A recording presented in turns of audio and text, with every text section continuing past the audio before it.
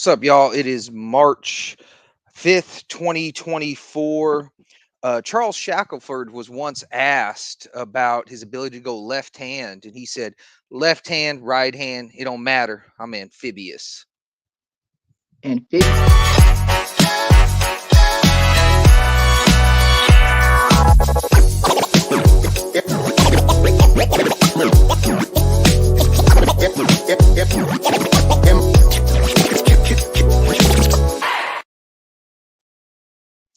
What's up, y'all? We are the HoopStorians. I'm Tony Styles. That is unique over there. what up? Let's get into this date in NBA history, unless you want to get into something else before we start. Yeah. So what I want to do is become better with using both of my hands so that I too can be amphibian. You can't be amphibious because you're too much of a primate to be so. That's Well that's your then, problem. so can we go to the pet store and then buy a ambidextrous then? We could, but the key is, you gotta talk to Chuck. Chuck Shackelford, he might have the answers for you.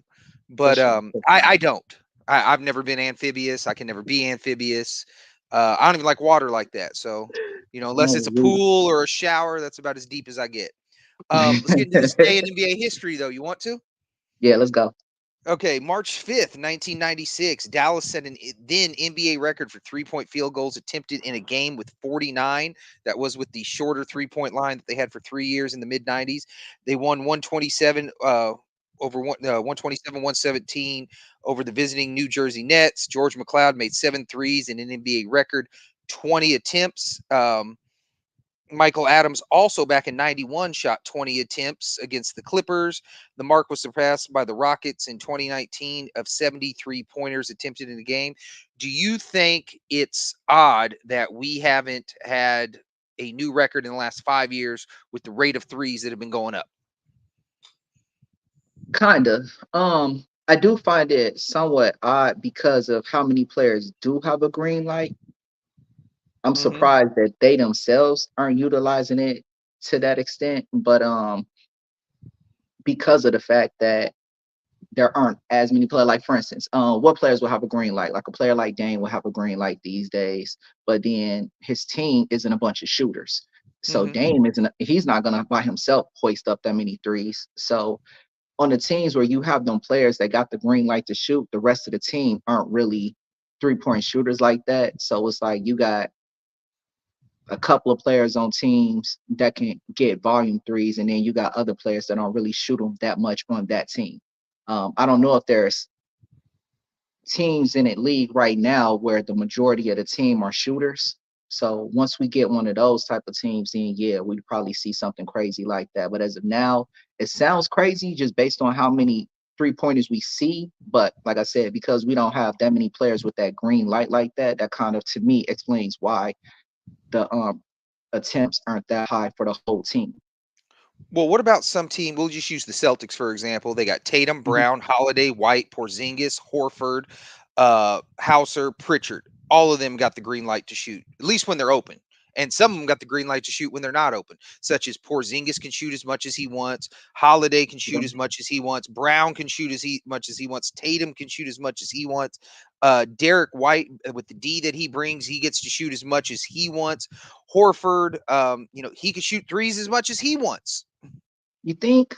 I mean, there's probably. I mean, of course, Porzingis, Brown, and Tatum can shoot all they want to. White, White might be in to shoot, but at the same time, he's still not a volume shooter. You're not gonna see White throwing up like 15 threes on a regular basis. Right. Well, I mean, because it's his role, he's shooting. What is he Right. shooting right now? He's what the getting the fourth most attempts on the team, the fifth most, somewhere around there. But yeah, the role. See, they're playing within their role is what eliminates the green light for some of these players because their role is not that. Hmm. Well, that is this day in the NBA.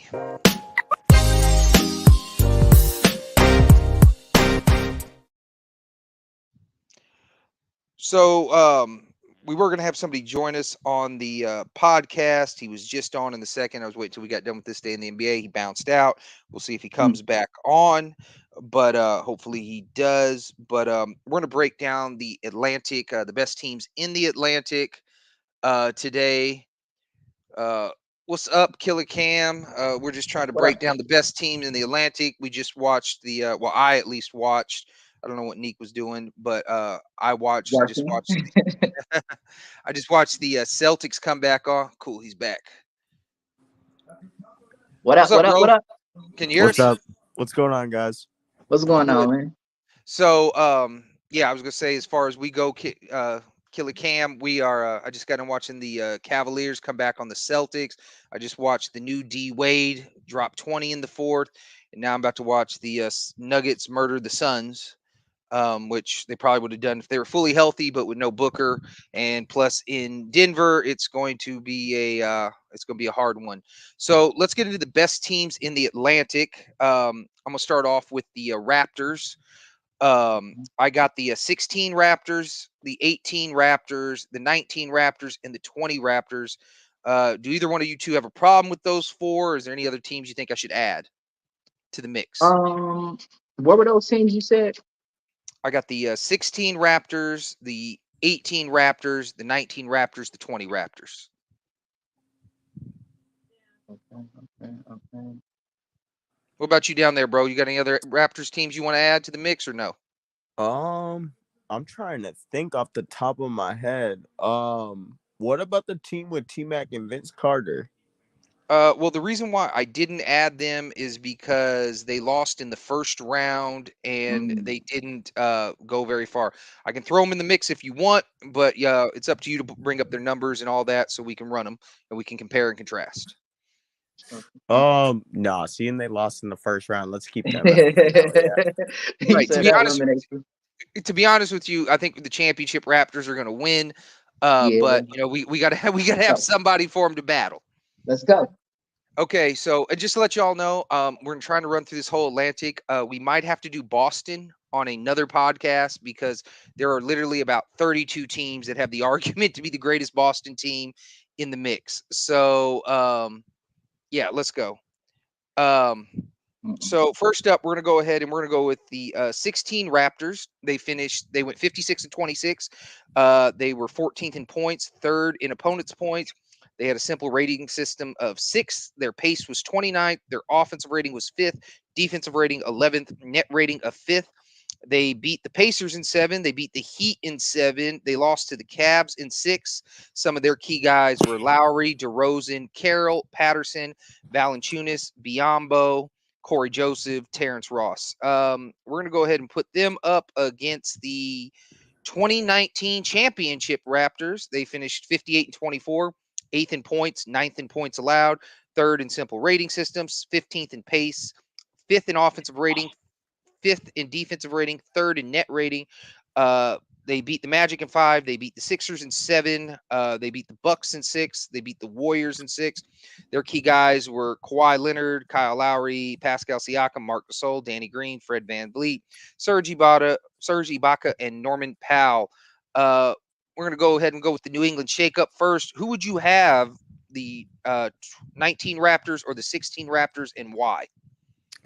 So, me personally, I would have the 19 Raptors just because we saw what the 16 Raptors kind of ceiling was with DeMar DeRozan. You kind of saw that.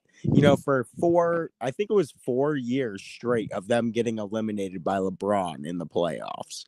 So, I mean, you look at that and you look at the numbers that they were putting up. They always had a great regular season, but never could get it done in the playoffs. And now you look at that as in the 19 Raptors, adding Kawhi Leonard, that kind of justified that story. And I think, Tony, you really covered the points there, going off of pace and everything of that nature, because, when Kyle Lowry was playing with DeMar DeRozan, like, let's be honest, Kyle Lowry was a scorer, but DeMar DeRozan was the person you gave the ball at the end of the game. Like, let's just be real.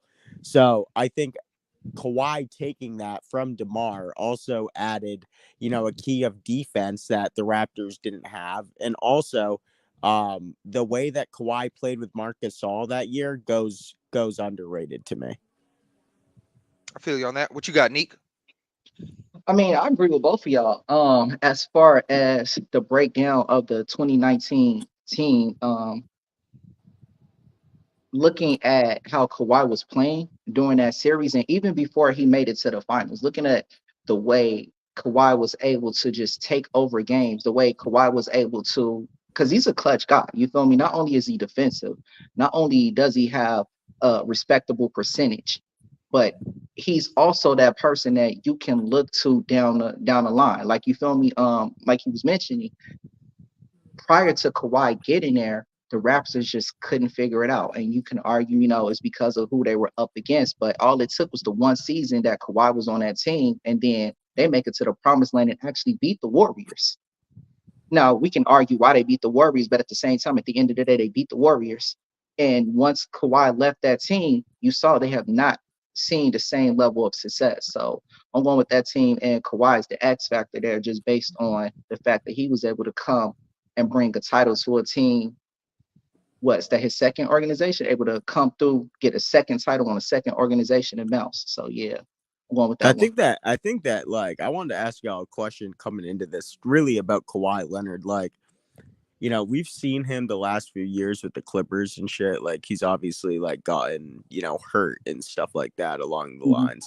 But my question to you guys is like, is his ring in Toronto, does that justify more for, let's say, Kevin Durant's 2 in Golden State?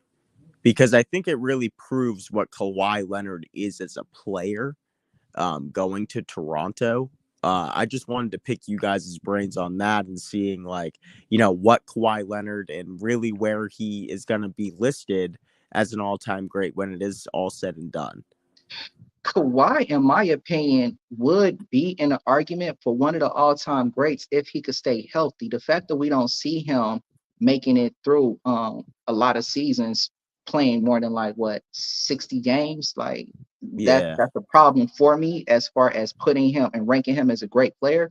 I don't give him any shade for the title that he won in Toronto based on the fact that he was that dude. Whereas KD, in the finals, KD was that guy. You feel me? The playoffs, it was a toss up between him and Steph as far as who was the better player on that team and for the majority of that season. But when you look at Kawhi going to Toronto, there's no question. That was his team.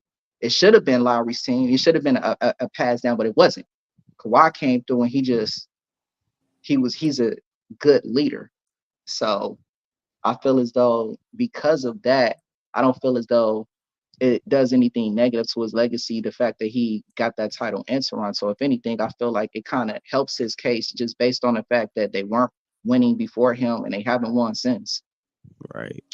So what I would say with that is when we talked about this earlier on the live we were on, how I had a rotating 5 of goats, where I understand the logic behind each one. Yep. So I definitely understand the logic that that Kawhi's 1 ring is worth more than Kevin Durant's, but I would say that no, because I do look at it for the simple fact of that he's got 2. He also took a team, and I know everybody doesn't want to count it because it was 73 wins, but they didn't win the year before. That's the bottom line. They did not win the year before. Do I think it was a good move? No, I don't think it was a good move. Would I have done the move? No, I wouldn't have done the move. But, Kevin Durant's not me. He averaged 35, 8, and 5 in the finals. This is Kevin Durant. He shot 56% from the field, 47 from 2, like 93 from the line, something like that. So also, and if you want to knock Kawhi for his ring, you could say, well, Durant was injured when he won. Klay Thompson was injured when he won. So you could do either or. And I don't really have an, like I said, I understand if someone wants to say it's worth more. I understand if someone want to say that Durant's worth more. So I think it's a 50-50 argument. Whenever I'm debating someone arguing, I just want to see the logic in their argument, not their feelings. I don't care about their emotions. I don't care that, well, to me and this, well, why? Well, just cause, and they don't have an answer. So if they have some logic behind it, I'll accept the answer. So that's where I'm on that. And I think that's where we should all be, because all of this is subjective. There's no way to prove it. There's just what you think versus what someone else thinks. My goal's always been to have the most logical argument. And that's where I'm at on it. I'm team petty. I want the most petty argument you can. So, with that being said, I'm gonna go for the 19 Raptors too, and I'm gonna keep it real short and sweet. Basically, it's like this: the 2016. I'm gonna bring a point neither one you brought up. The 2016 Raptors in the playoffs. The top four guys in minutes shot 39%, 39%, 39%, 40%. And that is one of the reasons why the 2016 Raptors didn't really go anywhere. And it's amazing they even got 2 games off the Cavs in the conference finals. So let's keep it moving. We got the 20. We have the 2018 Raptors up next. They went 59-23. They were fourth in points, sixth in opponents' points, second in simple rating system, 14th in pace, second in offensive rating, fifth in defensive rating, second in net rating. They beat the Wizards in 6. They got swept by the Cavs in 4. Their main guys were Lowry, DeRozan, Ibaka, Valanciunas, OG, CJ Miles, DeLon Wright, Fred Van Vliet, and Pascal Siakam. We're going to put them up against the 20 Raptors.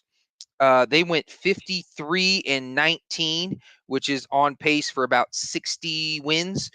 They finished 13th in points, first in opponents' points, 12th in pace, fourth in simple rating system. They were 14th in offensive rating. They were second in defensive rating.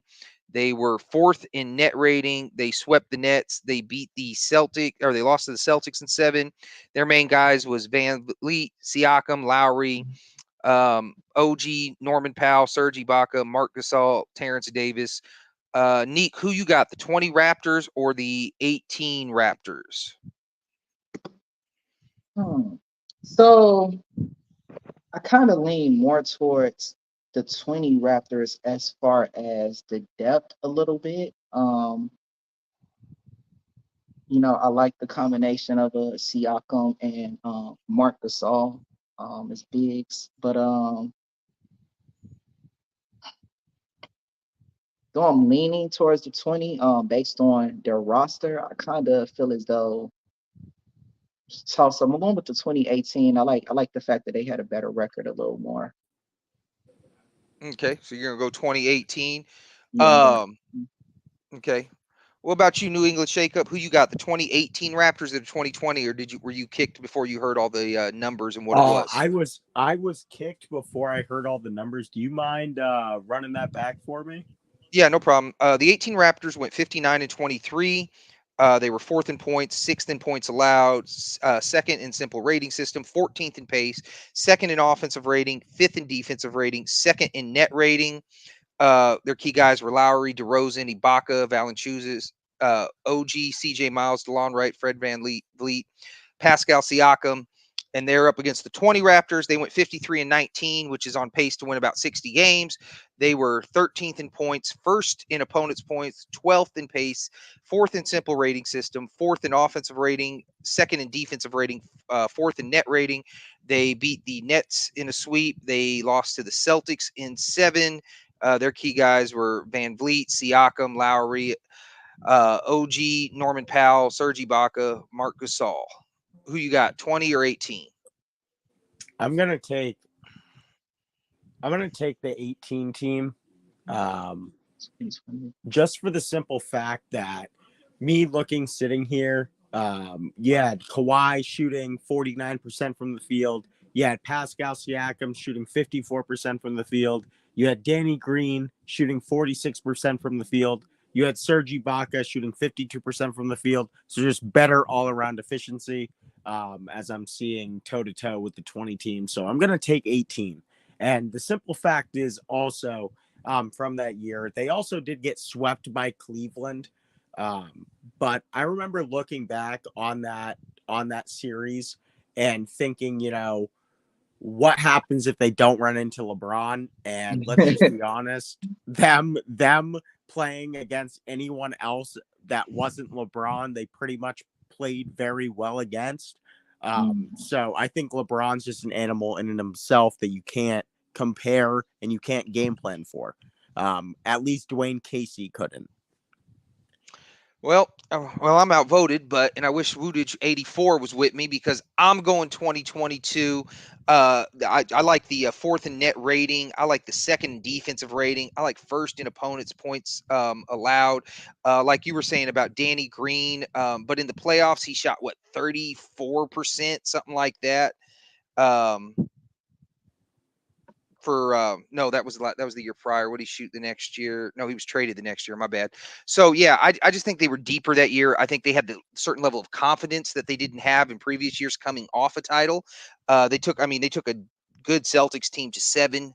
And really could have won that series. Lowry was awesome in that series. So yeah, but fuck what I think. Don't matter. I'm outvoted. Let's go into the 19 versus the 18 um, Raptors.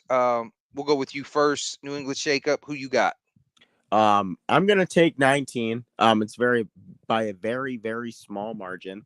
The only reason being is because I think that year they just had Pascal was a little bit younger, but he also was coming into his own as a player, especially in that playoff series. I think or in that playoff span, I should say, not series individually. But in the finals, especially, Pascal played well. And that's the thing that I think separates it for me. So you got the 19. Okay. What about you? Yep. I'll go with the champs. I'm going with the 2019 as well. Part of the reason is, as far as like I was saying before, that X factor being Kawhi is just what he was able to do with that unit that wasn't done before is what does it for me. They had a better overall record throughout the season. Yeah,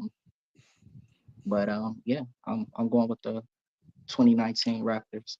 Yeah, I'm gonna go with the 2019 Raptors as well. I don't know if that was a big surprise, but yeah, the big difference to me is their top scorer DeRozan was getting benched in the fourth against a LeBron-led team, and Kawhi was getting 31 and 9 in that postseason run, and you would never bench him against LeBron.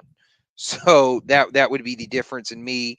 So yeah, we got the 2019 Raptors, big surprise as the best team in Raptors history. Next, let's move on to the Brooklyn Nets. I have the 21 Nets, and just to let you know, New England Shakeup. The way we do this is we pretend that everybody's healthy, playing at peak level Okay. to see who the best is. So I got the 21 Nets. I have the 74 Nets.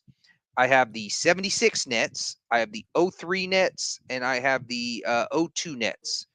There's 5 teams, I think, and I was going to give a bye to the 02 Nets for getting the closest into the second round. Anybody got any other Nets teams they want to add? They think I'm missing any? Which Nets you got? You said you got the 03, you got the 02? 02, 03. 02, Yeah. 03. Okay. Then I got 74, 76, both ABA championship ones. And then I got the 21 Nets, the Harden, Irving, Durant Nets. Hey, give me 1 second. I'm thinking of one off the top of my head that might have overachieved a little bit. I'm just trying to exactly remember what year it was. I believe it was the year with D'Angelo Russell. Oh, that was 19. The year that they had no I mean, I hate to be disrespectful like this, but they had no way of making the playoffs that year. Like, they should not have been a playoff team. And the fact that they still did, Right. I think, like, D'Angelo Russell came into his own that year in Brooklyn. Not saying that they deserve to, beat out 74, 76 or anything crazy like that. But I think that just from the standpoint of where that team was when D'Angelo Russell got traded there and what they did, I think it speaks volumes. So I would say maybe as a dark horse, maybe throw them in there. I'll tell you what, we'll throw them in the mix just for you. Because like I said, I got 5 teams anyway. We need a 6th. So we'll start off there. We'll give them the first matchup. So we have the 19 Nets. Unless, Nick, you want to add anybody? Or are you good? No, I'm good. Okay. So we got the 19 Nets. They went 42 and 40. They were 15th in points, 18th in opponents' points. They were 15 in simple rating system, 11th in pace, 19th in offensive rating, 14th in defensive rating, 15th in net rating. Their key guys were Joe Harris, D'Angelo Russell, Karis LeVert, Spencer Dinwiddie, Damari Carroll, Jared Allen, Jared Dudley. Um, yeah, we're gonna go ahead and we're gonna put them up because I needed a matchup for them anyways in the first round. We're gonna put them up against the O2 Nets. They went 52 and 30.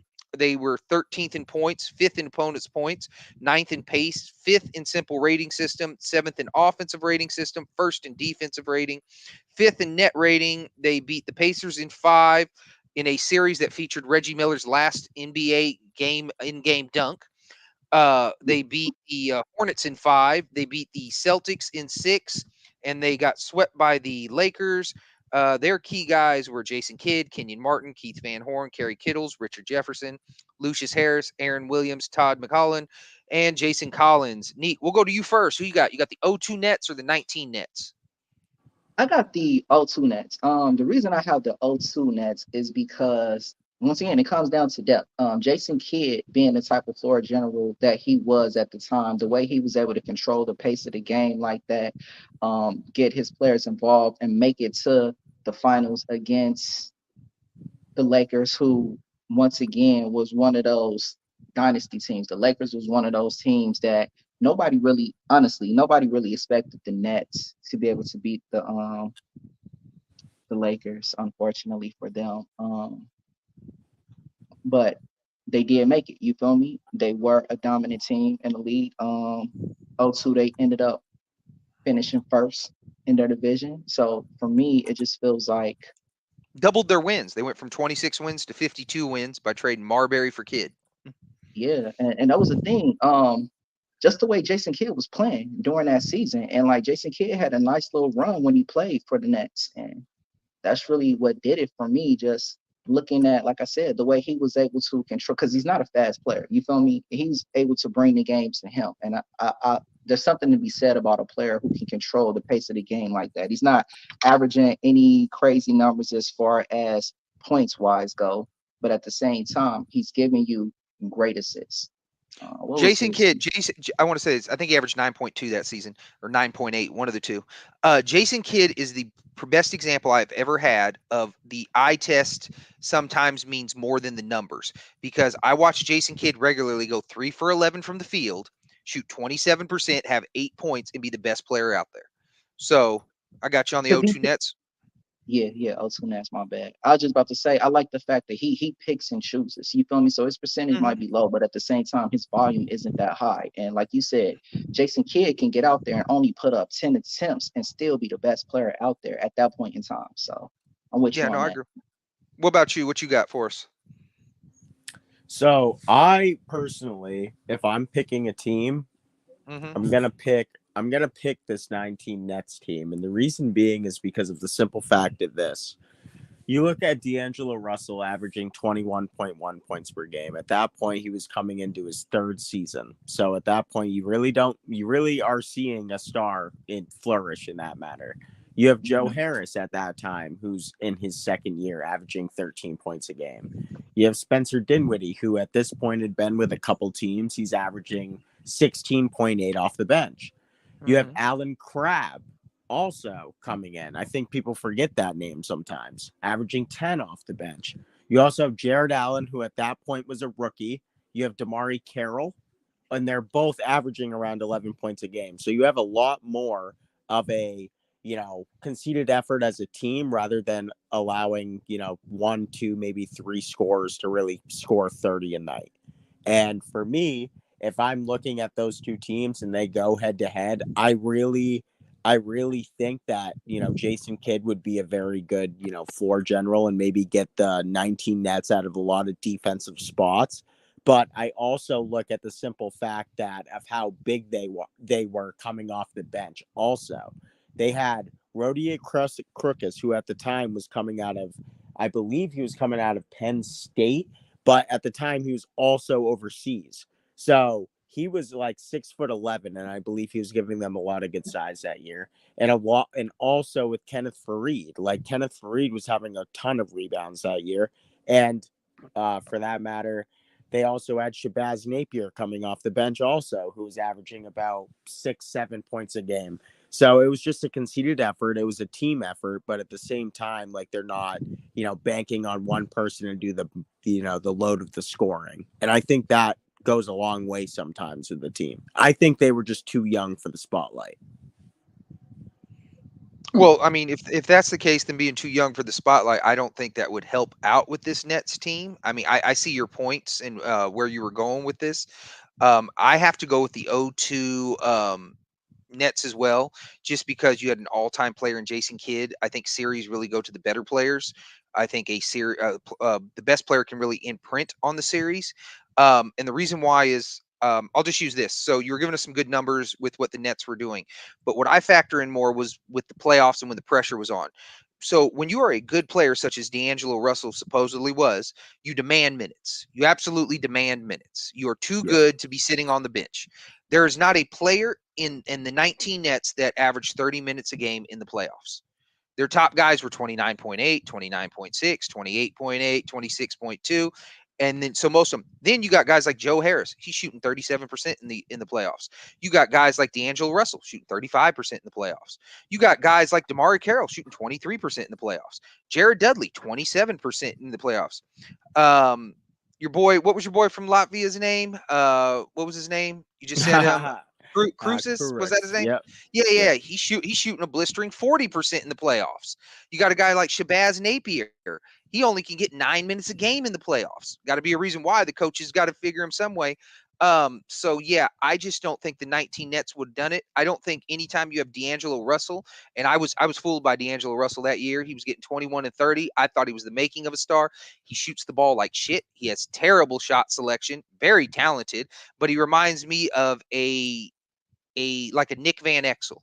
Yeah. Just a terrible shot. He's great for highlights, terrible shooting the ball. So I got to go with the O2 Nets as well. Um, let's keep it moving. Who do we got next? Okay, I'm going to go ahead and go with the O3 Nets. They went 49 and 33. So we have the O2 Nets moving on. They went 49 and 33. They were 14th in points, second in opponents' points, fourth in simple rating system, 11th in pace, 18th in offensive rating, first in defensive rating, fourth in net rating. They beat the Bucks in 6. They swept the Celtics. They swept the Pistons. They lost to the Spurs in 6. They had guys like Kidd, Martin, Jefferson, Kittles, Collins, Harris, Williams, Roger, Dikembe Mutombo as their group. And we're going to go ahead and put them up against the 76 Nets, aka the New York Nets. They went 55 and 29 because the ABA had 84 games back then. They were fifth in points, second in opponents' points, fifth in pace, third in simple rating system, fourth in offensive rating, first in defensive rating, third in net rating. They had Dr. J, Brian Taylor, John Williamson, Rich Jones, Tim Bassett, Al Skinner, Jim Eakins were their guys. We'll go to you first. New England shakeup. Who you got? 03 Nets or the 76 New York Nets? I'm going to take the 76 New York Nets just for the simple fact that they had Dr. J as a player. I don't think that anyone on the 02, 03 Nets would have had an answer for Dr. J. I think Dr. J would have been dunking all over New Jersey, and it would have been rough. And for the simple fact also of that they also, I believe at that point in time, correct me if I'm wrong, Tony, but I'm pretty sure that that team that we're talking of right now won 2 straight titles. Am I wrong? No, they won 2 out of 3. They won 74 and in 76. 74 and 76. Okay. Mm-hmm. So for the simple fact of that they were already coming off of a championship a few years prior, just knowing the championship pedigree, I have to go with them. I Okay. feel it. What do you got, Nick?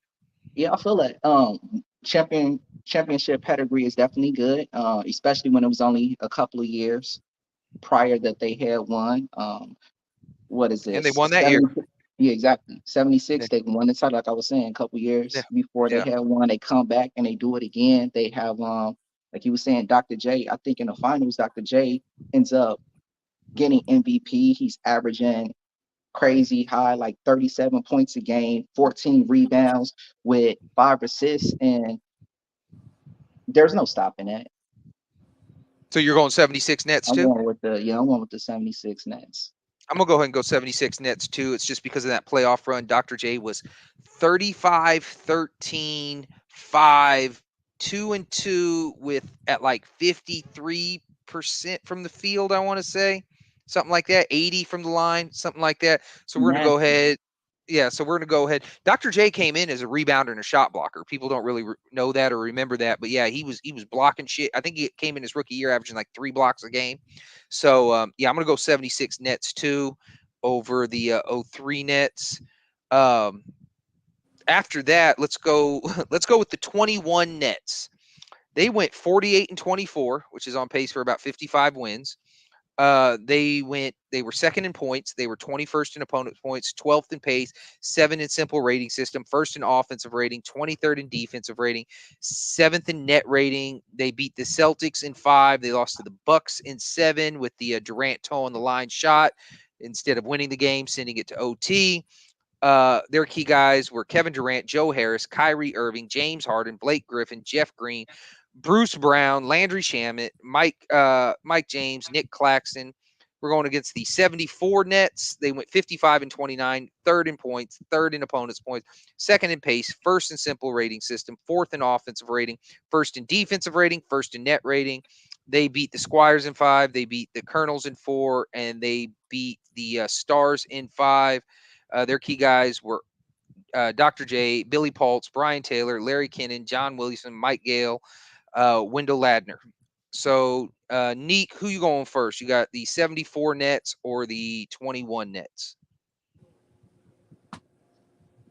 So honestly, I'm actually gonna go with the 21 Nets. I feel as though this is a generation of great talent that you're seeing on that team. The punch of a Kyrie mixed with KD is just it's one of those things where you expect titles. You feel me? You expect that team to succeed, and were it not for technicality, were it not for defeat, yeah, I mean, yes. And to that point, Dr. J's 74 season that was an amazing season, which is why I'm kind of torn with this one. But at the same time, I've already picked the 76 team, which similar players and everything like that. So I'm going with the 29. I'm going with the Kevin Durant team because I feel as though the addition of Kevin Durant on that team, a healthy Kevin Durant, like I said, minus him stepping on the line, who knows how the playoffs would have turned out that season. And All right, what you because I got? keep New England thinking about shakeup. them.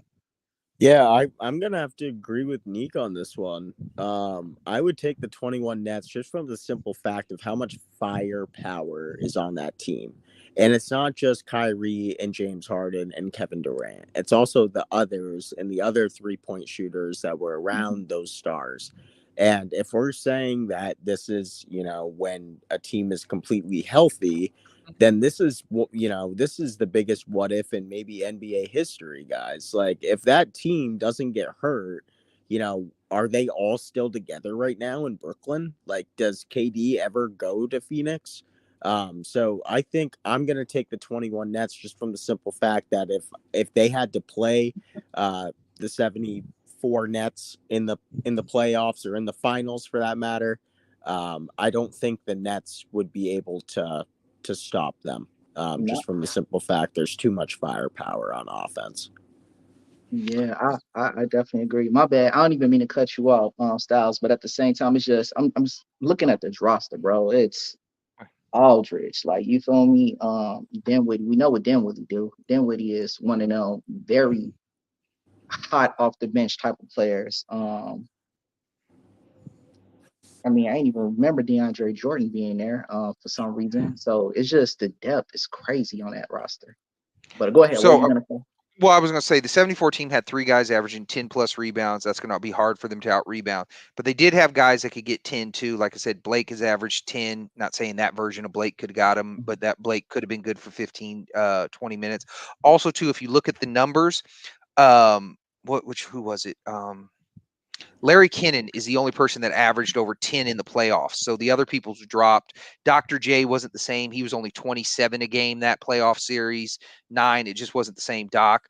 I don't think anybody remembers because they didn't go very far is how good Kevin Durant was in those playoffs. He was 34, 9, 2, 2, 4, 51%, 40% from three. So yeah, I would go with that too. You got 2 MVPs on that team and Harden, Durant, and you got another person who has MVP talent in Kyrie Irving. So yeah, I would go ahead and go with the 21 Nets as well. With that, we're gonna go. I'm gonna go ahead and give the champs a pass. The 76 Nets are gonna bounce into the finals. We have the 21 Nets versus the 2002 Nets, and we're gonna go to New England shakeup first. Who you got? 21 Nets or 02 Nets? So I'm going to take the 21 Nets just from the simple fact I'm looking at the playoff numbers here, and Kevin Durant was averaging almost 35 points a game. You have James Harden averaging about 21 points per game. You have Kyrie Irving averaging about 23 points per game. And if you look at the 02, 03 Nets, No, I we're on the believe 01, 02 Nets. 01, 02 Nets. Okay, Yeah. hold on. Give me 1 second. I mean, if you want, I can pull up their playoff. I know their playoff numbers if you want them. Yeah, go ahead. Well, it depends who you want to know, but you got Jason Kidd, he's getting you 20. Kenyon Martin's getting you 17. Van Horn's getting you 13. Kittle's getting you 12. They got nobody in double digits in rebound, and Kidd's leading the team in rebounds with 8 assists, 9 steals, 1.7. And Todd McCullough's leading with 1.4 blocks, and then Martin's getting you 1.3. Those good on the numbers. You want to know anything else?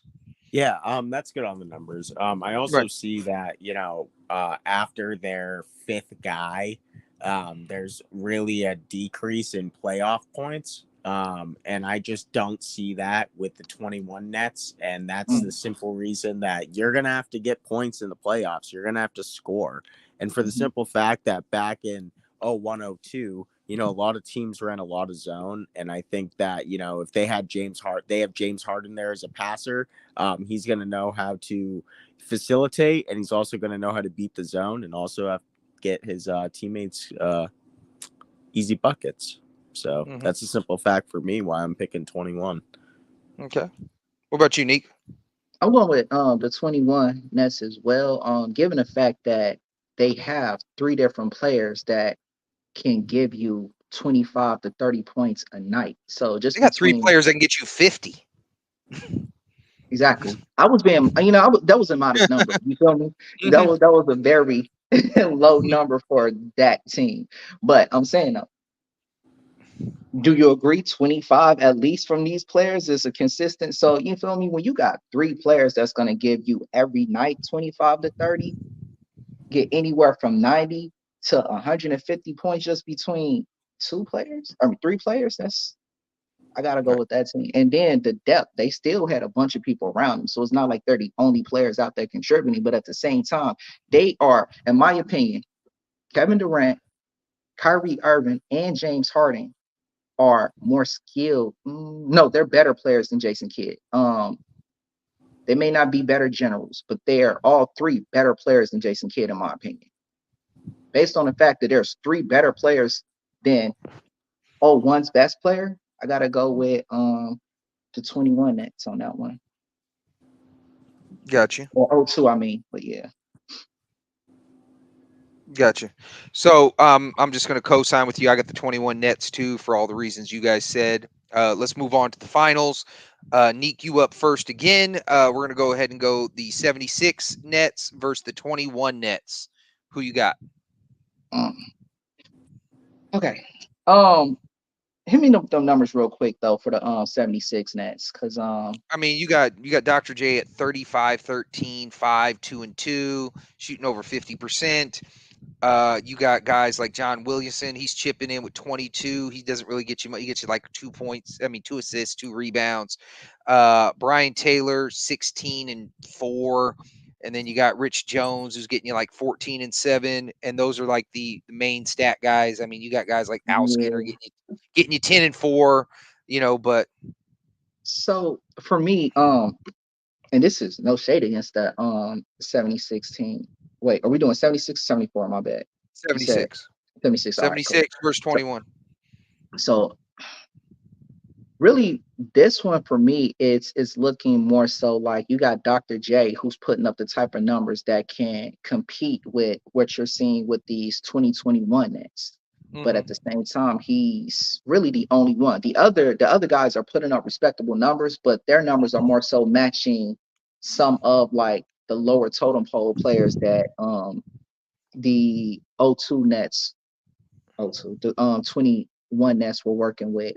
Um like the rebounds and everything, that's fine. You feel me? Having players that can get you boards and everything is fine. But if that doesn't translate into more buckets, more points, then that's just a individual stat. It doesn't really do much for the team. So I'm going with the 2021. That's just based on the wide range of talent on that team.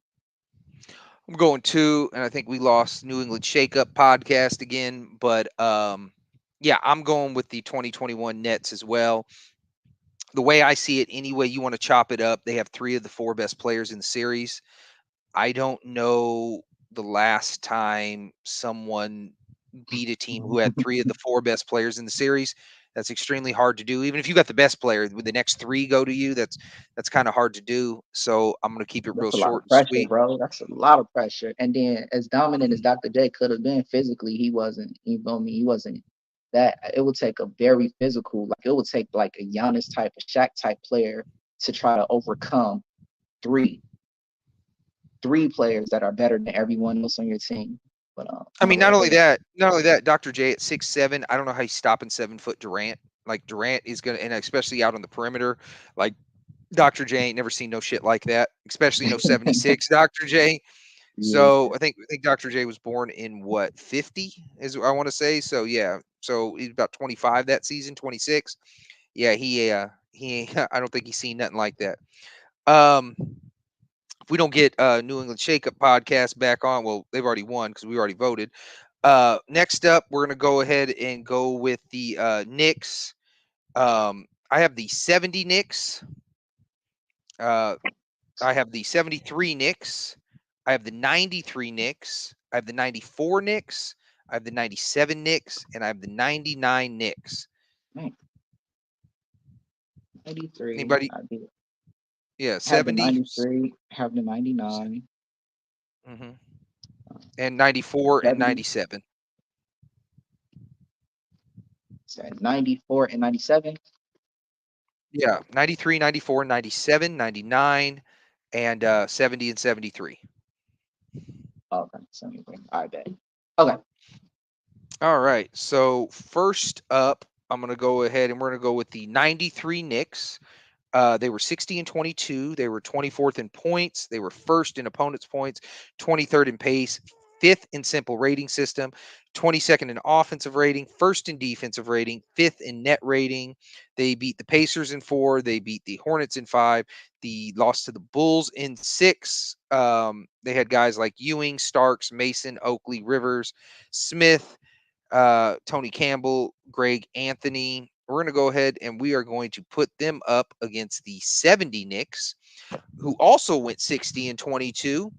Uh, they were ninth in points, first in opponents' points, first in simple rating system, 12th in pace, fifth in offensive rating, first in defensive rating, first in net rating. They beat the Bullets in seven. They beat the Bucks in five. They beat the Lakers in seven.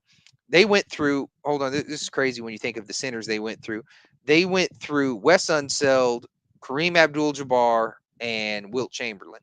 So they had guys like Walt Frazier, Willis Reed, Dick Barnett, Dave DeBuscher, Bill Bradley, Cassie Russell were their main guys. We're gonna go with obviously you because you're the only one here still.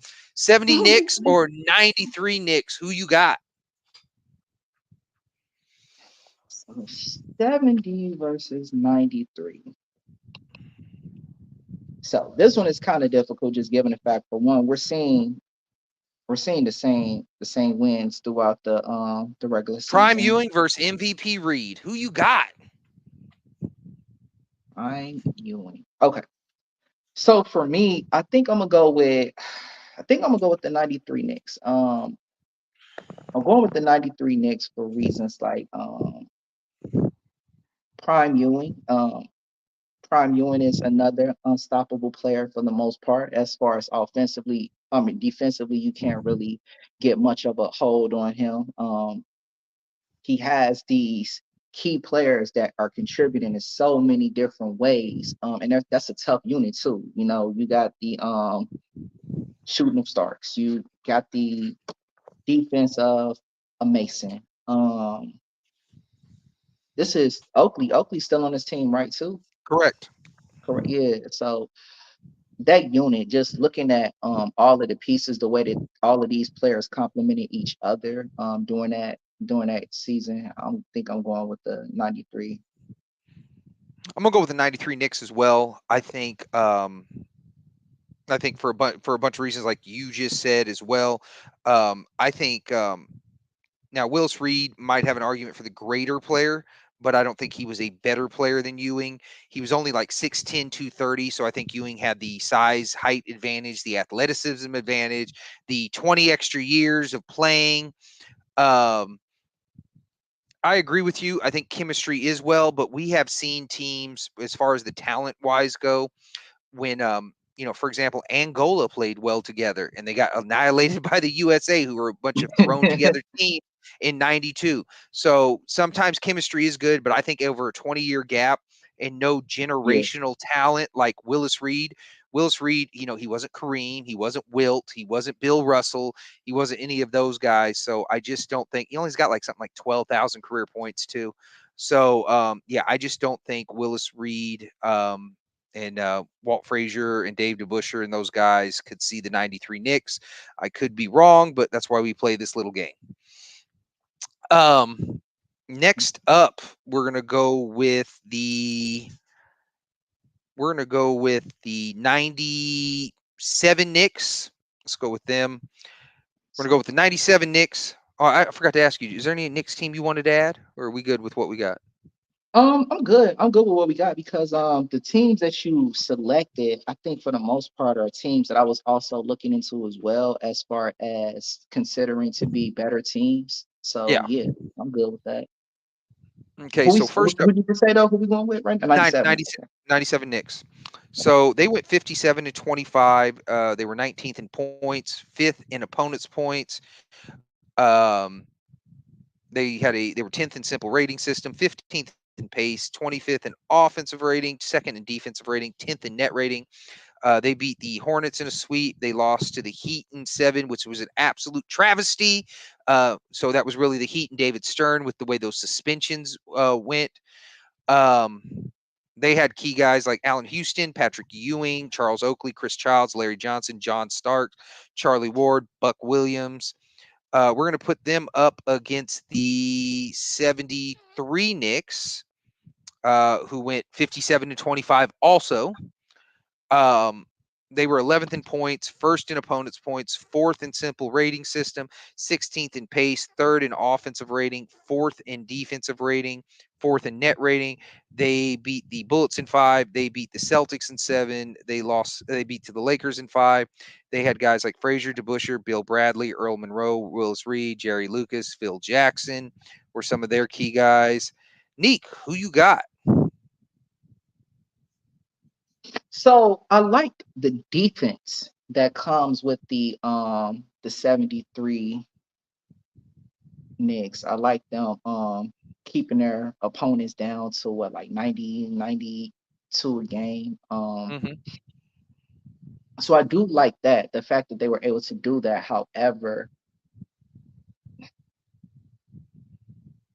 I still feel as though the talent, see, like you were saying, the generational talent is the difference here because so the other point you were making, when it comes to chemistry and everything like that, chemistry is all well and good, but it only works as far as what your talent that you're facing. Based on that, I'm feeling as though the 90, we want 93 next, right? No, well, yeah, it's who won the night, but this is 97 right now. Oh, 97, my bad, my bad. Yeah, the first ones with Allen 97. Houston, Larry Johnson, all them. All right, my bad. 97. I feel as though the 97 Knicks was just too deep of a unit. Yeah, no, I agree. I agree with that. And Um, but this wasn't in '97. Just to let you know, this was in '98 when Jeff Van Gundy was hanging on to a Zoe's leg. um, this 2017. This is the team though. This is when you were saying that the travesty and everything like that. This is due to that fight, huh? That Charlie Ward fight, Right. the With suspension PJ that Brown. came with, yeah, with PJ. Yeah, yeah, yeah. See, that was a very hungry Knicks team too, because when you look at it throughout the 90s, they were right there. Like throughout the 90s, the Knicks, as far as the East Coast, they were always within, like, as far as the playoffs go, they were always up there as far as like the top three, as far as where you expect them to land or where they are. So it's like you're seeing this team constantly get so close to winning and just couldn't do it, but they were always a threat to everybody that was in the Eastern Conference. Um, I feel as though once again that was just such a super deep unit. Even though Ewing is at the end of his career, you got Allen Houston who's showing up and showing out. The players are getting, slightly older as far as Starks, but at the same time, this is still Starks that not at his best, but this is still the Starks that we know. This is still the Starks that's contributing, sticking the defense in the threes. You still got players like Charlie Ward who's coming in, giving some good minutes. So I just feel like that team is deep. My bad. No, no, no. I agree with you on that. I just think from when you look at like an Allen Houston All Star, these are just players that made All Stars, so All Star level Mhm. talent. Patrick Ewing, MVP candidate. Charles Oakley, All Star. Larry Johnson, another All NBA level player, and if he hadn't got hurt, I think he'd be Hall of Fame He's as an all well. star talent. Yeah. Yeah, yeah, yeah. But I'm saying he's all NBA. He's above all star talent. He's all NBA talent. You got John Starks, who that year was one of the front runners for sixth man of the year, embraced his bench role, could handle the ball as well. For You sure. got Charlie Ward, who's so talented, won the Heisman in college. So for football, yeah. So I Mhm. would go with the '97 Knicks too. We talked about this the other day on the pod when I said, I think the '97 Knicks had a great chance to dethrone the Bulls. The Bulls, they went 2-2 that season with the Bulls, and the Bulls only beat them by a combined 3 points. So yeah, I think those Knicks had a great chance. So And to yeah, touch that point, to be quite honest, as a Chicago fan, most of us, a lot of, I want to say most of us, a lot of us thought that too. A lot of, like I said, the Knicks, they used to pump a lot of fear in the East Coast. Like that was that team that we always wanted somebody to push out so we didn't have to face them no, yeah, I as a feel you on fan at that. least. So up next we have the '94 Knicks. Um, they went 57 and 25. They were 21st in points, first in opponents' points. They were second in simple rating system, 24th in pace, 16th in offensive rating, first in defensive rating, second in net rating. They beat the Nets in 4. They beat the Bulls in 7 in the series where Scotty was pouting and didn't want to come into the game. They beat the Pacers in 7, where Reggie Miller was talking a lot of shit to Spike Lee, and then he went home for the summer. And then they lost to the Rockets in 7 in that infamous game where Starks went 2 for 18. They had guys like Ewing, Oakley, Starks, Harper, Mason, Charles Smith, Greg Anthony, Hubert Davis. We're going to put them up against another finals team, the '99 Knicks, which I personally uh, might have been my favorite squad, non-Sun squad of all time for Mm. what they did. They were 27 to 23. They were 27th in points, fourth in opponents' points, 13th in simple rating system, 24th in pace, 26th in offensive rating, fourth in defensive rating, 14th in net rating. They went 5. They beat the Heat in 5 on that Allen Houston last shot in Game 5 that hit damn near every part of the rim and backboard. They swept the Hawks in 4. They beat the Pacers in 6 with that Larry Johnson 4-point play. And then they lost to the Spurs in 5. Their key guys were Allen Houston, Latrell Sprewell, Larry Johnson, Patrick Ewing, Marcus Camby, Chris Childs, Charles Ward, Kurt Thomas, Chris Dudley. Who you got, 99 or 94? That's crazy. All right, so I like let this. me. You got prime Ewing versus old Ewing. Who you got? So here's the cold part about it. Old Ewing had way more help. It sounded like than Prime Ewing. Like his help is crazy. Allen Houston, Charlie Ward, Larry Sprewell, Johnson, Latrell Sprewell, like the Camby, level of Kurt Thomas. I said yeah, Camby, Kurt Thomas. Yeah, so it's like he had he had more help, but it's like, dang, do I ignore the success of the 94 Knicks? I mean, they did go to the finals. They lost against the Dream. It's not like they went to the finals and they lost against a team that should not have won. They went to the finals and lost against arguably one of the best teams that we've seen. But then hold on, the 99 went and lost against Duncan, arguably one of the best we seen. Duncan's one of the best. The 99 Spurs, you consider them one of the best Spurs teams we've seen? Or one of the best teams we've seen, I mean? I mean, I don't consider 94 Rockets one of the best teams we've seen. I think the 95 were, but I mean, the 94, they did a lot with what they had or whatever. I think that they benefited from the Sonics getting eliminated in the first round. I don't Mm, think they would have been fair, the fair. title. When Otis Thorpe is your second best player, I think there's a lack of talent there. But I'm not trying to influence your opinion at all. Nah, I kind It's of just like what the I think. 90. No, and that's cool So if you like the 94. no, I'm saying the Rock. I did like that. I think it was because I like Maxwell though. Anyway, back to the point though. I can't ignore the level of talent though that's on that 99 team. Like even though 94 obviously they experienced more success, the 99 Knicks is, in my opinion, an overall better team as far as what they can all do offensively. That's too many different players on your team that can go off on offensive tears at any point in time. So I'm going with them. Yeah, I'm gonna go with the 99 as well. I don't think we've disagreed tonight, have we? I I think don't I know. think we have I think we have been on every single one. So I'm gonna go ahead and like I said, the other guy he hit me up. He said he's having problems with his power and his internet and all that. So looks like it's me and you. That's So fine. no, it's fine. But I'm gonna ask you. So who gets the bye into the finals? We have the 97 Knicks, the 99 Knicks, and the 93 Knicks. Who do you want to give the bye into the finals? I'm with the 99 Knicks Like, since they made the finals. But which one you want to go with? I'm gonna defer to you. Whichever one you want to pick. no, I mean they played the least amount of games, so we can throw them in the finals. Okay, cool. So we got the 93 Knicks versus the 97 Knicks. Who you got? Mm, I am going to go with the I'm gonna go with the 97. I mean they second in defense that season. Fifth in offensive point or opposing points. I don't like them. What they were 19 in overall though. 19 overall scoring. Yeah, they played a slower pace. Well, I mean they were 15th in pace. Mm. So I don't much like that, but at the same time, yeah, I feel as though the 97. Yeah, I'm going with 97. My bad. I I'm had to with you I had to too. weigh it in my I'm mind. with you too on the 97th. I think the depth.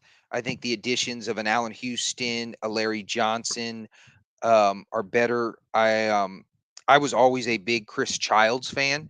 I don't think the Love him. numbers back it up, but he just had a certain toughness and a level. He was never scared of the moment. Like I said, he only got you about 10-4, but I just loved Chris Childs. I wasn't a big Charlie Ward fan, but I did like Chris Childs. Larry Johnson, my all-time favorite player. So there might be some bias in this, but yeah, I think the 97 Knicks are just deeper than the 93 Knicks. So I'm going to go ahead and go with them on that. Um, yeah, because who would you say the three best players on the 93 Knicks were? Starks, Ewing, and Oakley? Yeah, because Mason ain't really doing Yeah, nothing. Mason didn't really come on until a couple of years later. But Oh, he yeah, went so there I would yet? say no, no, no, no, no. He was on there, but I mean, come on as a good Oh, okay, I player. got you. I got you. I'm about to say what the, but Yeah, no, no, he was there. R.I.P. yeah, Anthony yeah, yeah. Mason.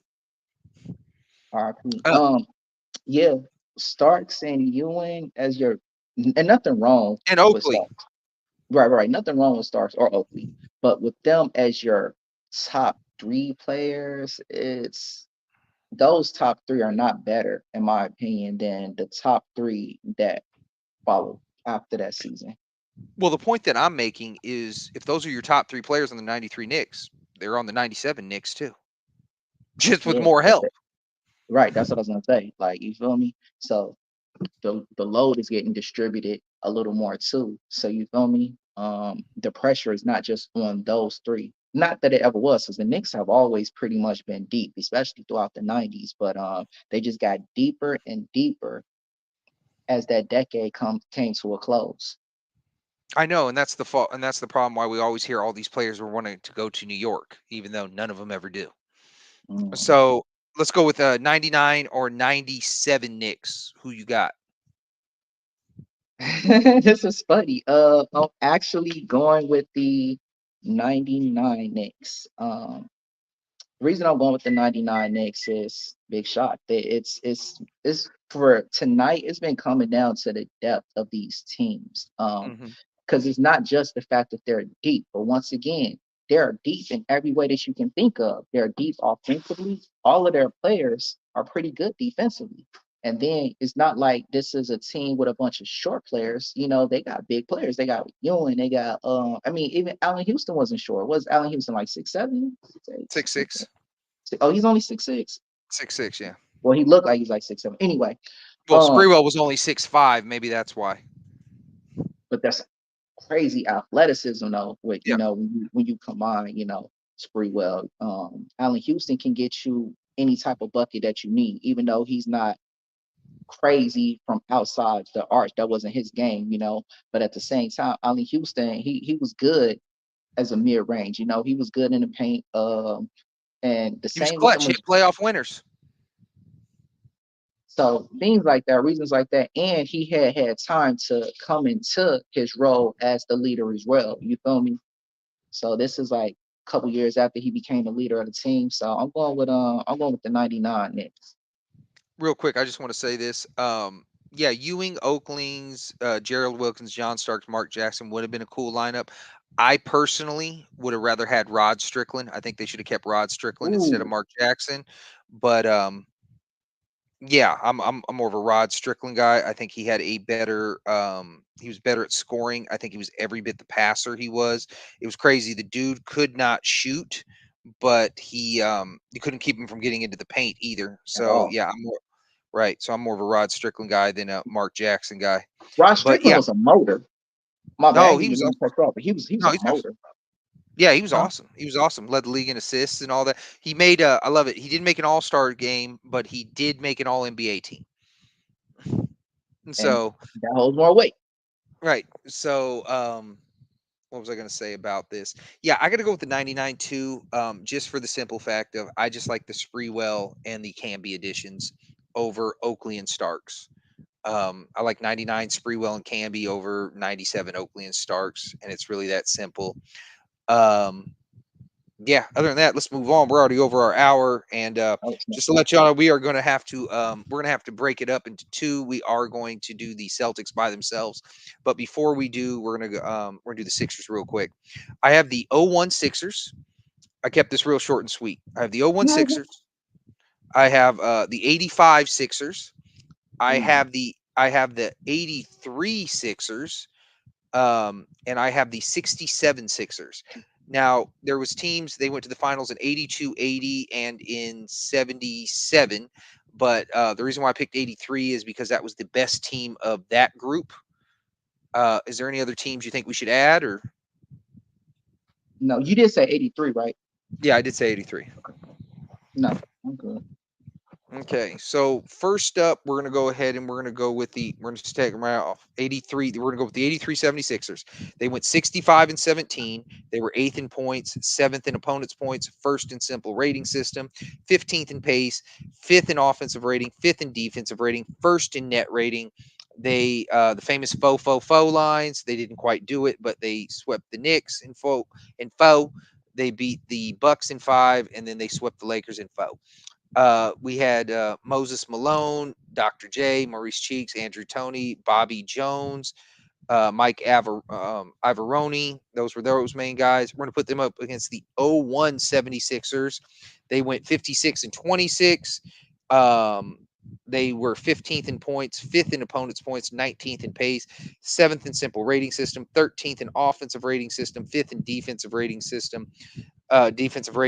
fourth in net rating.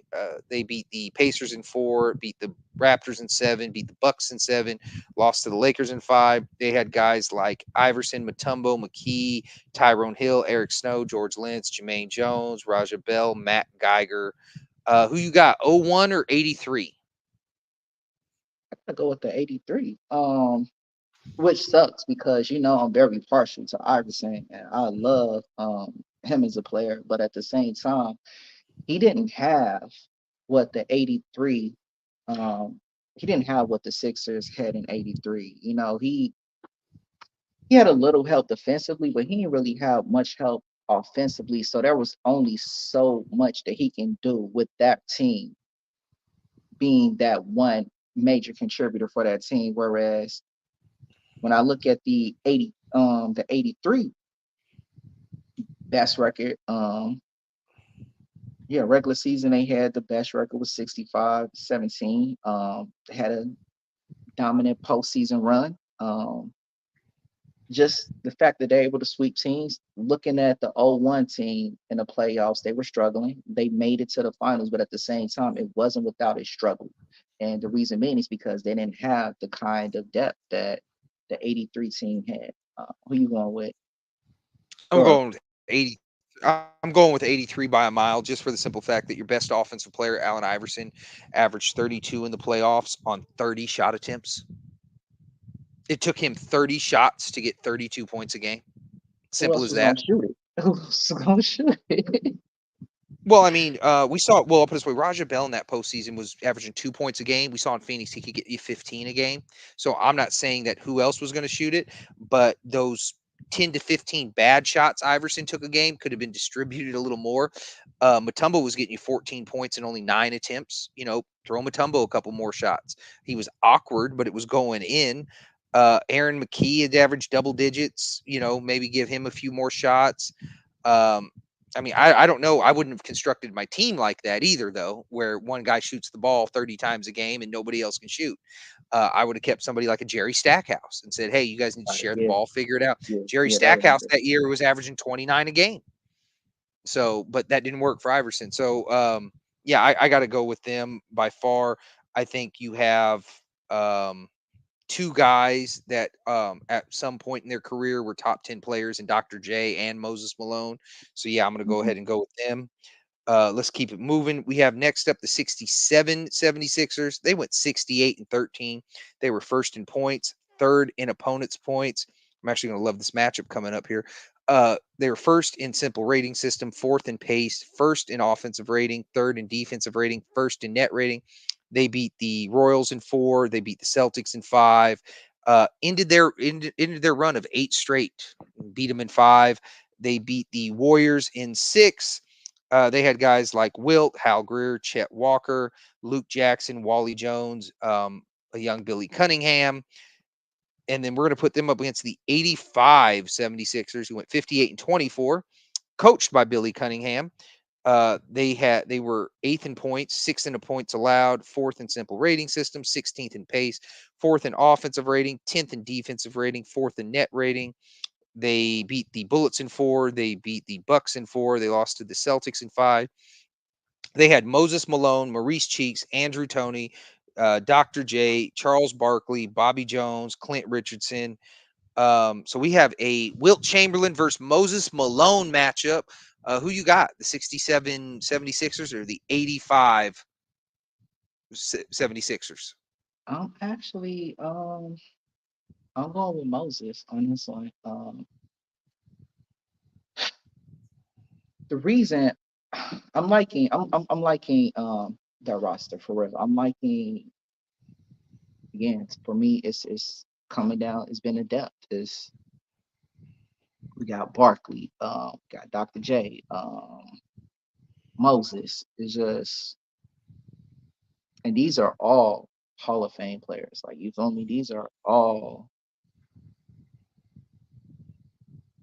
I mean I mean, I feel as though I'll go as far as to even say, clutching their own rights. You feel me? You already know what Barkley can do as far as offensively and defensively, and as far as rebounding.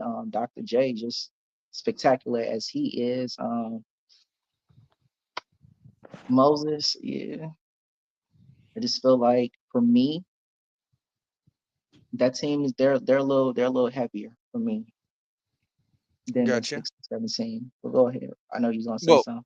well, I'm gonna say I got 67 because I think the 85 team, and that's why they got absolutely killed in the conference finals by the Celtics in 5, and then the Celtics went on to lose to the Lakers. So it's not even like they lost to a championship team. They got killed and they lost in 6. It was passing ships. Moses Malone was on his way down in the playoffs. He shot like 42%. Dr. J only got you 17 in the playoffs. He shot 44. Rookie Barkley, he wasn't all the way there yet. He was getting you 14 as well. So, yeah. And then when you look at the 67 76ers for a long time, well, at least until 72, that was considered the greatest team of all time. You had Wilt getting you 29 rebounds, shooting 58%, getting you 22 points. You had Hal Greer getting you 28 points. You had Chet Walker getting you 22 points. You had Wally Jones coming off the bench getting you 18. Billy Cunningham getting you 15. They had Luke Jackson getting you 11. So I just think it was more offensively distributed. Their numbers back it up where they were like just first in everything. So yeah, we're gonna go with the 67. I'm gonna get the first tiebreaker. We're gonna give you the next tiebreaker. No, it's Uh, fine. I mean, numbers wise though, you feel me? Because what the 85 could have done, obviously they didn't do. So yeah, I'm right. with you. Numbers wise, yeah, 67. I Yeah, I guess could see they the did it. potential be there. I could see the potential being there, but And for the record, that's really what I was looking at. I was looking at the no, I feel you. potential there, but yeah, you're right though. 67 is definitely as far as It's just when they went up against a more cohesive team that had already been doing it in the 85 Celtics, they got destroyed. And that's what I'm saying. I think they would run into the more cohesion team because when you add in a Barkley plus a strong personality like Barkley, that could kind of take you a while to get your rhythm and all that. And to be honest with you, Barkley, they're only there for 3 seasons. Well, 2, I think, with Moses. But yeah, that was as far as they ever went. But let's get into our last matchup of the night. And like I said, then we're gonna do the Celtics on another one. We have the 83 76ers and the 67 76ers. And this is the first time I think we've ever ran into this. Both of those teams at some point in time were considered the greatest team of all time. So this is the first time we've ever had this matchup. Who you got, 83 or 67?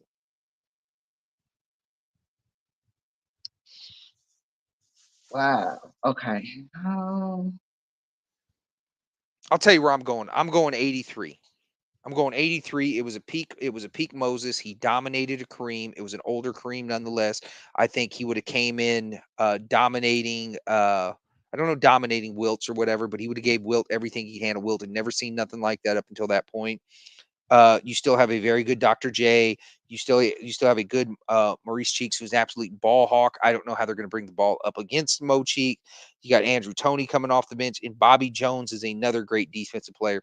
So you got 2 lockdown defenders in Bobby Jones, Maurice Cheeks. You have another very good defender in Julius Irving, and a great defensive rebounder in Moses Malone.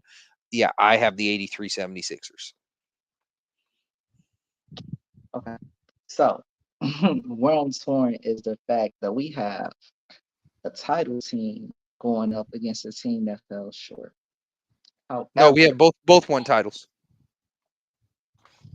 wait, what did you say? You said 83 oh, 76ers, 67 76ers. so I'm going with 83. They were running through teams in the playoffs, Mhm. and that's just showing how dominant and how ready the 83 team was. I mean, got Irving, Malone, and Malone's averaging 24 15. Mhm. That's crazy. 24 and 15. Got an MVP. So I kind of like the 83 team. I do love the fact that the 67 team was as dominant as it is. It looks like it's a generational thing once again. So there you guys have it. We have the 83 76ers as the best team. That is it for the end of tonight. We are 20 minutes over anyways. So we will check Damn, y'all tomorrow. Didn't it go by fast? Wasn't it fun? it felt like it was fast. That's crazy. So anyways, I'm Tony Styles. That is unique. Please like, subscribe. Make sure you tell your friends, your family, your third cousin, and your fourth cousin's enemies about us. Until And your then, we will dog's check. cat. Let your dog's Let, cat know. let the dog's cat know as well. Until then, we will check y'all tomorrow, and we are out.